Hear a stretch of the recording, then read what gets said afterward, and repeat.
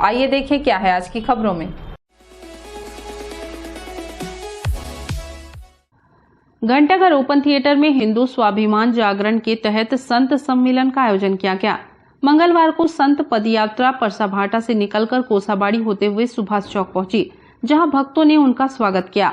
सुभाष चौक से यात्रा शिवाजी नगर के नर्मदेश्वर शिव मंदिर पहुंची। पूजा अर्चना के पश्चात यात्रा घंटाघर में सभा के रूप में परिवर्तित हो गई। आपको बता दें कि अखिल भारतीय संत समाज और हिंदू स्वाभिमान संत जागरण के तहत संत पदयात्रा मां चंद्रहासिनी जसपुर जिला के सोगरा आश्रम से निकलकर कुनकुरी पत्थल गांव धर्मजयगढ़ होते हुए कोरबा पहुंची थी। संतों ने बताया कि इस पदयात्रा का मुख्य उद्देश्य भारत को हिंदू राष्ट्र बनाना है और बड़े पैमाने पर हो रहे धर्मांतरण को रोकना ही मुख्य उद्देश्य है। जिस तरह से लोग हिंदू धर्म को छोड़कर अन्य धर्म को अपना रहे हैं, ऐसे लोगों को अपने धर्म के प्रति जागरूक कर घर वापसी के लिए ही इस यात्रा की शुरुआत की गई है। हिंदू राज्य बनाना है, हमारा देश है हिंदू राज्य बनाए, उसके कहना है। सोरा कहाँ तक जाना है? रायपुर तक। अभी का संदेश देता है? वही हिंदू राष्ट्र बनावा संदेश देता। आप जो पद यात्रा में निकले हैं, कई ठो गाँव ले होता का लगा थे, कितना स्वागत करते हैं आदमी? हम बहुत स्वागत करते हैं, बढ़िया लगा थे।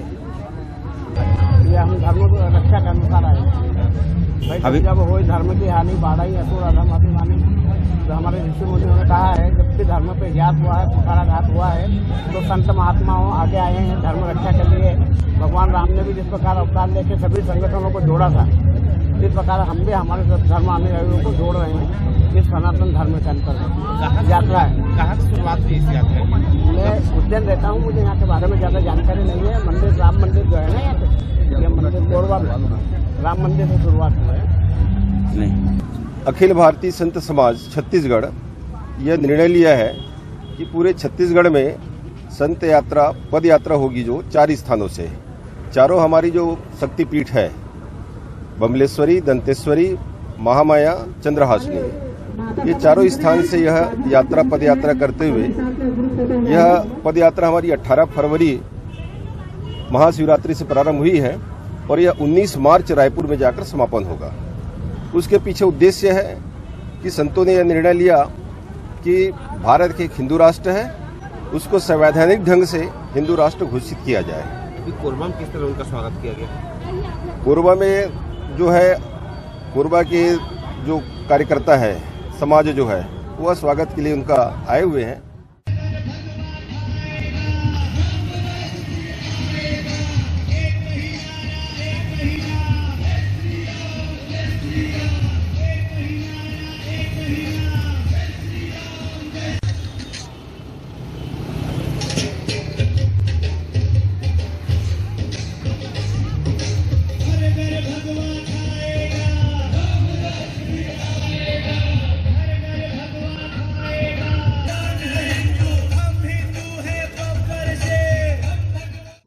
नमस्ते कोरबा न्यूज के लिए अजय अग्रवाल के साथ संतोष अग्रवाल की रिपोर्ट।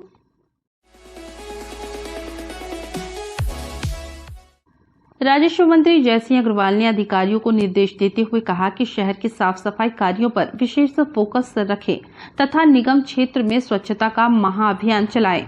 टूटी फूटी व पुरानी नालियों की मरम्मत करें। आवश्यकता अनुसार नालियों का निर्माण हो। नियमित रूप से साफ सफाई के कार्य संपादित हों तथा कचरे का उचित प्रबंधन सुनिश्चित हो।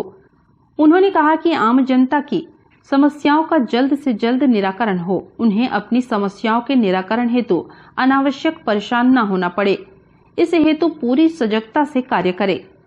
राजस्व मंत्री जयसिंह अग्रवाल ने महापौर राजकिशोर प्रसाद तथा जनप्रतिनिधियों व अधिकारियों की टीम के साथ वार्ड क्रमांक 26 मुड़ापार बस्ती का पैदल भ्रमण करते हुए विशेष साफ सफाई कार्यों का सघन रूप से निरीक्षण किया।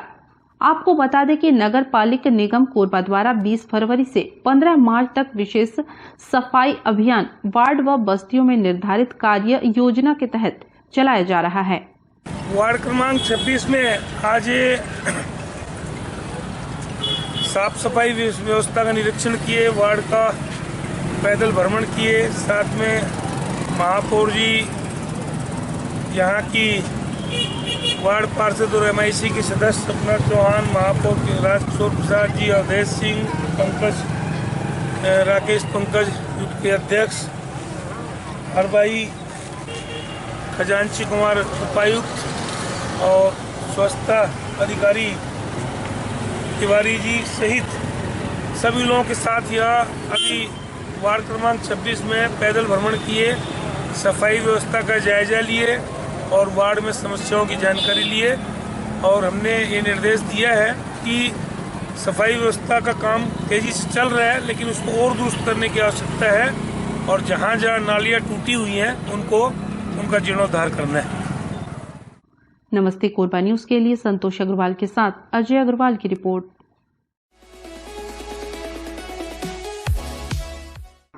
सरकार से अपनी 6 सूत्री मांगों को लेकर से आंदोलन कर रही आंगनबाड़ी कार्यकर्ता व सहायिकाओं ने धरना स्थल पर हवन का आयोजन किया और सरकार को सद्बुद्धि देने की कामना की। आंगनबाड़ी कार्यकर्ता व सहायिकाओं ने बताया कि यह यज्ञ छत्तीसगढ़ के मुख्यमंत्री भूपेश बघेल और प्रदेश की महिला बाल विकास विभाग की मंत्री अनिला भेड़िया को सद्बुद्धि देने के लिए किया जा रहा है।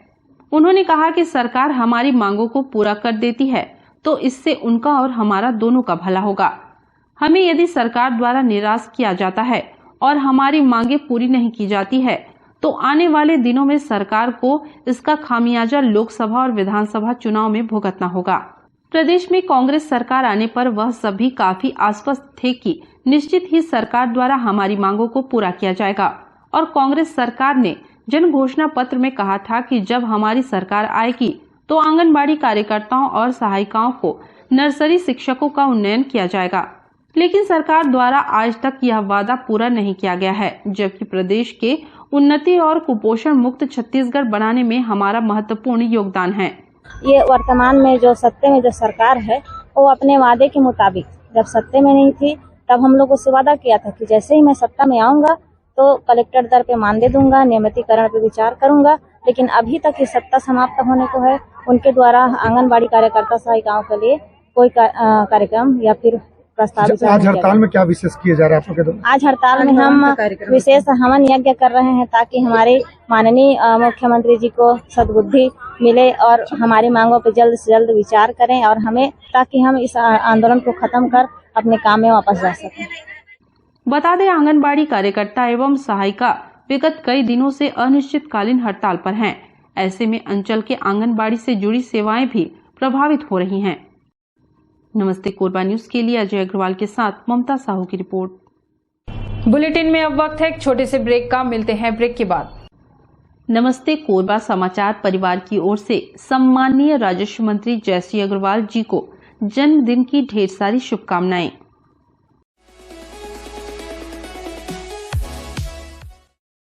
हमें जानकारी मिली है कि कुछ लोग नमस्ते कोरबा समाचार में खबर चलाने के नाम से पैसों की उगाही कर रहे हैं।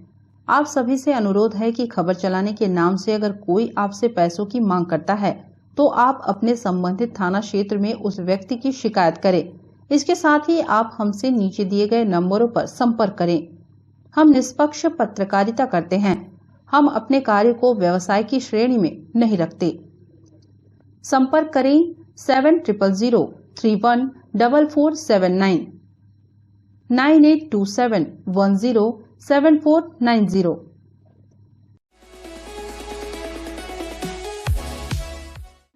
कोरबा विधायक एवं प्रदेश के राजस्व मंत्री जयसिंह अग्रवाल 1 मार्च को अपने जन्मदिन पर सुबह से रात तक व्यस्त रहेंगे। इस बार उनका जन्मदिन शुभ चिंतकों द्वारा खास तरह से मनाया जाएगा। राजस्व मंत्री के समर्थकों ने शहर के हर कोने में बैनर, पोस्टर एवं बड़े बड़े कटआउट लगाया गया है। शहर का पूरा वातावरण कांग्रेसमय हो गया है।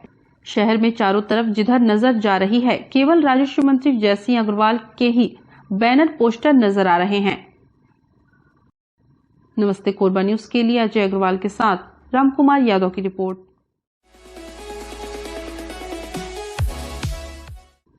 छत्तीसगढ़ विज्ञान सभा और RCRS reptile care and rescue society के द्वारा विज्ञान दिवस के अवसर पर 1 हफ्ते से जागरूकता अभियान चलाया जा रहा है, जिसमें विज्ञान की उपलब्धियों के बारे में एवं वन्य जीवों व सांपों के बारे में जानकारी दी गई। इस साप्ताहिक कार्यक्रम में विज्ञान की उपलब्धियों के बारे में जानकारी दी गई। साथ ही हमारे पर्यावरण संरक्षण के लिए हमें किन बातों पर ध्यान देना चाहिए व क्या क्या सावधानी बरतनी चाहिए, इसके साथ ही विषैले व विषहीन सांपों के बारे में जानकारी दी गई। साथ में झाड़ फूक के चक्कर में न रहने व सर्पदंश जैसी घटनाओं में सीधे अस्पताल की ओर रुख करने की सलाह दी गई। आज विज्ञान दिवस के उपलक्ष्य में आरसीसी के द्वारा एक कार्यक्रम आयोजन किया गया, जिसमें बच्चों के अंदर जो अंधविश्वास है उसको दूर करने के लिए अलग अलग प्रयोग करके दिखाया गया कि इसमें विज्ञान में उनको विश्वास बढ़े। और साथ ही साथ इन्होंने हमारे जो जंगली जानवर जो हमारे घरों में आ जाते हैं या फिर बहुत सारे जीव जंतु जो हमारे लिए नुकसानदेह होते हैं, हम उनसे डर के उनको हानि पहुंचाते हैं, तो उनको हानि ना पहुंचे इसलिए उन्होंने जानकारियां दी कि हम उनसे कैसे अपने आप को बचा सकें। और जो रेस्क्यू टीम है, जो अविनाश यादव जी की टीम है, उनको साथ कैसे व्यवहार करते हैं, इसके बारे में उन्होंने बहुत सारी जानकारियां दी। आज 28 फरवरी है, जो पूरे विश्व में विज्ञान दिवस के तौर पे मनाया जाता है।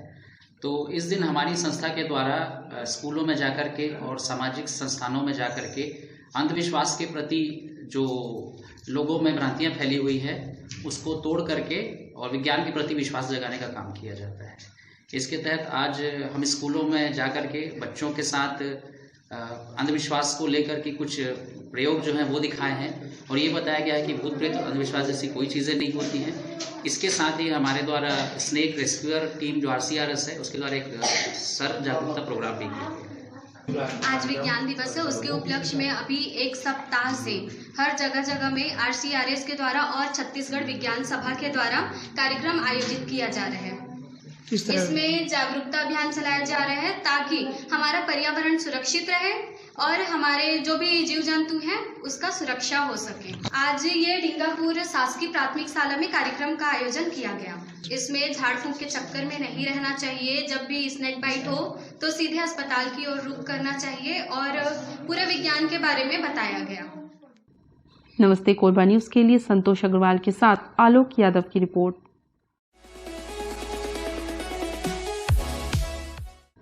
रंगदारी वसूलने ट्रांसपोर्टर और उसके पुत्र को जान से मारने की धमकी देने वाले 2 शातिर अपराधियों को कोतवाली पुलिस ने साइबर सेल की सहायता से गिरफ्तार कर लिया है। आरोपियों के नाम राजकुमार उर्फ सोनू व धीरज कुमार हैं।